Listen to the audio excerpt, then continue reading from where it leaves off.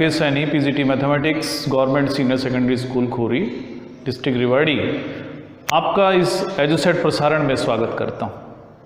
प्यारे बच्चों, हम इस समय एप्लीकेशंस ऑफ डेरिवेटिव्स की मिसलेनियस एक्सरसाइज की प्रॉब्लम सॉल्व कर रहे हैं। इससे पहले हम 2 लेक्चर्स में 8 प्रॉब्लम सॉल्व कर चुके हैं। आज जो हम प्रॉब्लम लेने जा रहे हैं ये 9th प्रॉब्लम है और क्वेश्चन है कि एक हमें ओपन टैंक बनाना है जिसका बेस रेक्टेंगुलर है।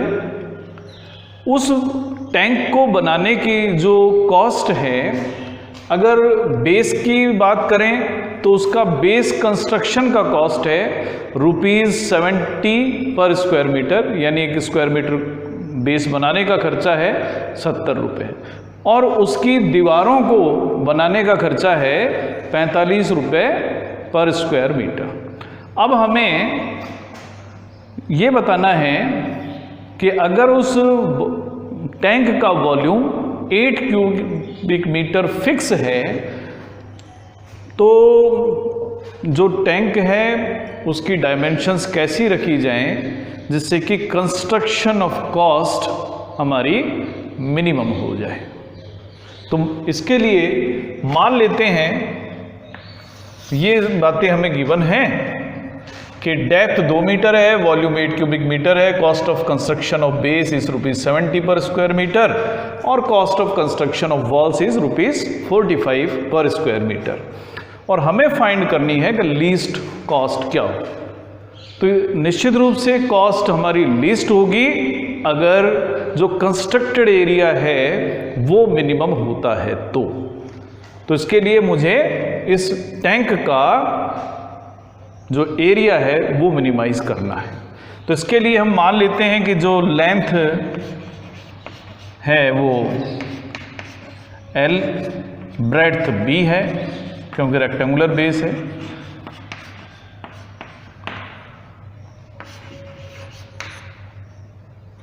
अब डेप्थ गिवन है वो 8 क्यूबिक मीटर, डेप्थ है 2 मीटर। तो वॉल्यूम की अगर हम बात करें, वॉल्यूम होता है length into breadth into height. इसमें वॉल्यूम 8 क्यूबिक मीटर दिया हुआ है, L into B into 2 height, जिसे हम डेप्थ को h से डिनोट कर रहे हैं, ये 2 मीटर है, यानी L इंटू बी हमें मिलता है 4। इससे b की वैल्यू हम इन टर्म्स ऑफ L भी लिख पाएंगे 4/L। इक्वेशन नंबर 1 इस पे यूज कर लेते हैं। अब बात आती है कंस्ट्रक्शन कॉस्ट की। तो कॉस्ट इज मिनिमम इफ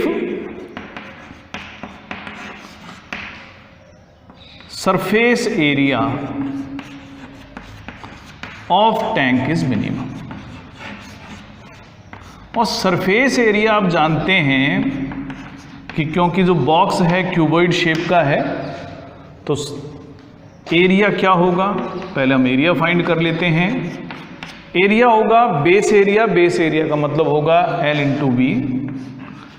अब उसके बाद हमारे पास बचती हैं 4 दीवारें। तो 4 दीवारों का जो एरिया होगा 2H into L plus B होगा।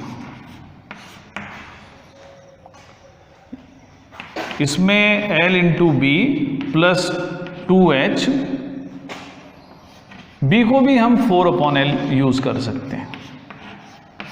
H हमें गिवन है, H की वैल्यू भी हम यूज कर सकते हैं। L इंटू बी भी हमने देखा यहाँ 4 है तो L इंटू बी को हम 4 यूज कर दें plus 2 into 2L plus 4/L, यानी 4 प्लस 4L प्लस 4/L, ये टोटल एरिया। लेकिन क्योंकि कंस्ट्रक्शन रेट्स अलग अलग हैं तो दोनों की कंस्ट्रक्शन कॉस्ट हमें अलग अलग रखनी पड़ेगी। तो cost of base construction, base को कंस्ट्रक्ट करने का रेट है 70 रुपीज़ पर स्क्वायर मीटर, और हमारे प्रॉब्लम के अकॉर्डेंस में जो बेस एरिया आया है वो 4 स्क्वायर मीटर है, तो 70 इंटू 4 यानी कि 280 rupees. Cost of 4 walls, construction of 4 walls का जो कॉस्ट है 45 रुपीज़ पर स्क्वायर मीटर है, और वॉल्स का जो एरिया है 4 into L plus 4 upon L है, तो 45 into 4 L plus 4 upon L, यानी 180 multiplied by L plus 4 upon L, इतने रुपए का कॉस्ट आएगा कंस्ट्रक्शन ऑफ 4 वॉल्स। तो अब हम टोटल कॉस्ट फाइंड कर सकते हैं। टोटल कॉस्ट जिसे हम C से डिनोट करेंगे, it will be 280 plus 180 into L plus 4 upon L. इसको आप इक्वेशन नंबर 2 यूज कर लें। तो अब हमारा फंक्शन बनकर तैयार हो चुका है। तो मिनिमम कॉस्ट के लिए DC अपॉन DL 0 होना चाहिए, और जो सेकंड डेरिवेटिव है D2C DL स्क्वायर, ये पॉजिटिव होना चाहिए।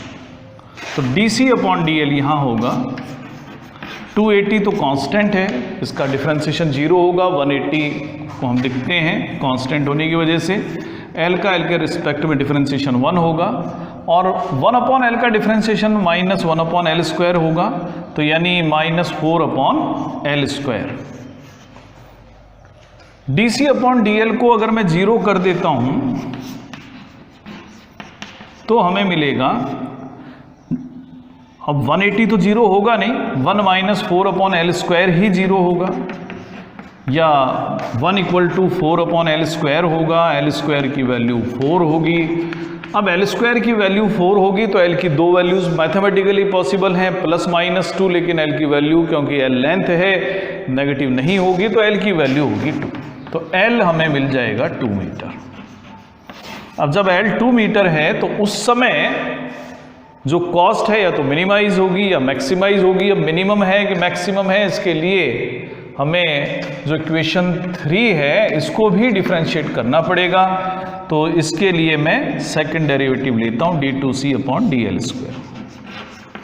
तो कितना होगा, 180 कांस्टेंट है, 1 का डेरिवेटिव 0, 1 का डिफरेंशिएशन फिर 0, -4, 1 अपॉन एल स्क्वायर का -2 अपॉन एल क्यूब, यानी 180 इंटू 8 अपॉन एल क्यूब। अब क्योंकि एल एक लेंथ है जो 2 मीटर है हमारे पास में, तो इस कारण से जो सेकंड डेरिवेटिव है वो पॉजिटिव आ गया। इसका मतलब कॉस्ट उस समय लीस्ट है जब एल की वैल्यू 2 मीटर है। अब इसी को यूज करते हुए हम मिनिमम कॉस्ट भी फाइंड करेंगे। तो मिनिमम कॉस्ट फाइंड करने के लिए तो व्हेन एल इज 2 मीटर उस समय हम बी भी फाइंड कर सकते हैं। तो हमने उस समय देखा था बी था 4 अपॉन एल, यानी 4 अपॉन 2, तो बी भी उस समय 2 ही मीटर हो जाए, यानी लेंथ भी 2 मीटर है, ब्रेड्थ भी 2 मीटर है, डेप्थ भी 2 मीटर है, यानी ये एक क्यूब जैसी शेप का टैंक होगा। अब मिनिमम कॉस्ट की हम बात करते हैं, तो मिनिमम कॉस्ट अगर होगी तो 280 प्लस 180 इंटू एल का मतलब 2 है, 4 अपॉन 2 भी होगा, तो 280 प्लस 180, 2 प्लस 2 यानी 4, और 180 को 4 से मल्टीप्लाई करेंगे 720, ये 280, दोनों को हमने ऐड करा तो 1000 रुपीज़ जो है मिनिमम कॉस्ट होगी। तो इस तरीके से हमने मिनिमम कॉस्ट फाइंड कर ली है। मिनिमम कॉस्ट है 1000 रुपीज़। अब 10th क्वेश्चन है कि sum of perimeter of a circle and square is a constant that is K prove that sum of their areas is least when side of square is double of radius of circle। यानी इस question को आप ये समझ लें कि हमें एक सर्कल और एक स्क्वायर की जो पेरीमीटर है उनका सम दिया हुआ है जो कि कांस्टेंट है। अब अगली कंडीशन है कि हमें ये प्रूव करना है कि एरिया, सम ऑफ एरिया दोनों का वो कम से कम होगा अगर स्क्वायर की जो साइड है वो सर्कल की रेडियस की 2 टाइम्स। तो मान लेते हैं कि लेट रेडियस ऑफ सर्कल, ये 10th क्वेश्चन है, वो r है and side of square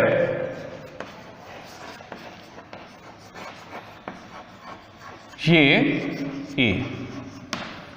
given sum of perimeters, sum of perimeter का मतलब sum of perimeter of circle and square is a constant.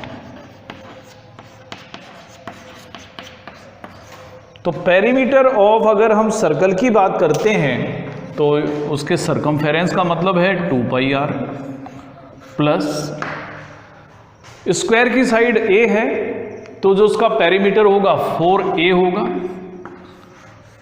और ये दोनों मिलकर एक कांस्टेंट के बराबर। इससे हम r और a को एक दूसरे के साथ कनेक्ट कर सकते हैं। इससे हमें मिलता है कि 4a equal to k minus 2πr। इससे मुझे a की वैल्यू मालूम हो जाएगी इन टर्म्स ऑफ r और ये होगी k minus 2πr divided by 4। तो इस रिलेशन से हम a और r को एक दूसरे से रिलेट कर सकते हैं। अब हम चाहते हैं कि सम ऑफ एरियाज सर्कल का और स्क्वायर का मिनिमम हो। तो सम ऑफ एरियाज, इसे हम ऐसे से डिनोट कर देते हैं। तो सर्कल का एरिया होगा πr स्क्वायर प्लस, और स्क्वायर का जो एरिया होगा क्योंकि साइड a है ये होगा a स्क्वायर। अब क्योंकि मेरे पास में दोनों वेरिएबल हैं, एक दूसरे में कन्वर्ट करेंगे तो a की वैल्यू इक्वेशन 1 से यहाँ पुट करेंगे। तो s होगा πr square plus k minus 2πr इसका स्क्वायर और डिवाइडेड बाय 16। इसको आप इक्वेशन नंबर 2 ले लें। अब ये हमने एक रिलेशन बना लिया है सरफेस एरिया यानी एरिया में और r में। हम चाहते हैं कि इन दोनों का जो सम है वो मिनिमम होना चाहिए। तो for minimum value of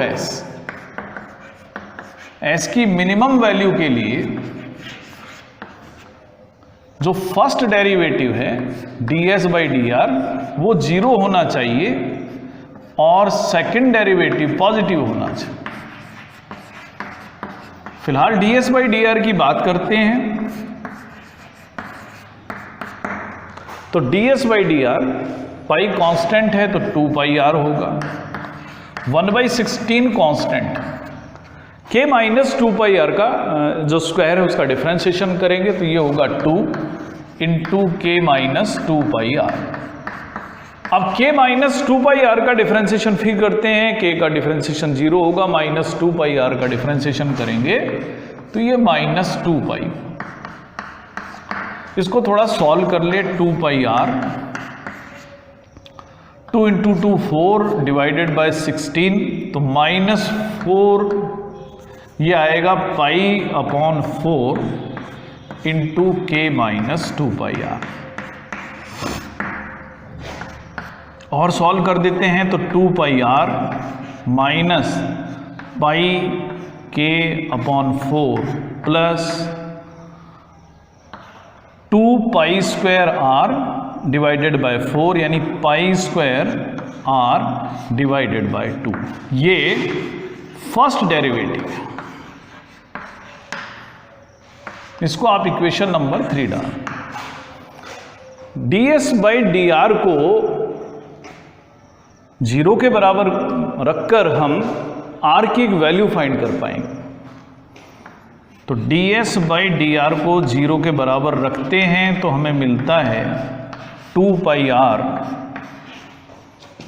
minus pi के upon 4 plus pi square r divided by 2 equal to 0। इस सभी में से क्योंकि मैं r की वैल्यू कलेक्ट करना चाहता हूं तो 2 pi r plus pi square r upon 2 equal to pi के अपॉन 4 होगा। पाई यहाँ से कॉमन ले सकते हैं तो 2r प्लस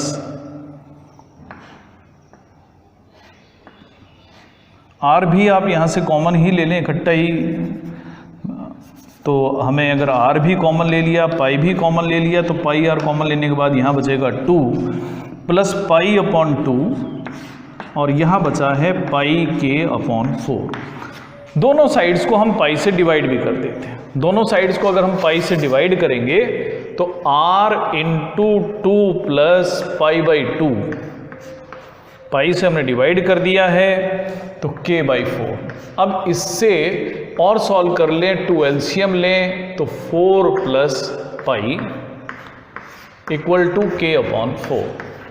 r की वैल्यू होगी 2k upon 4 into pi plus 4, या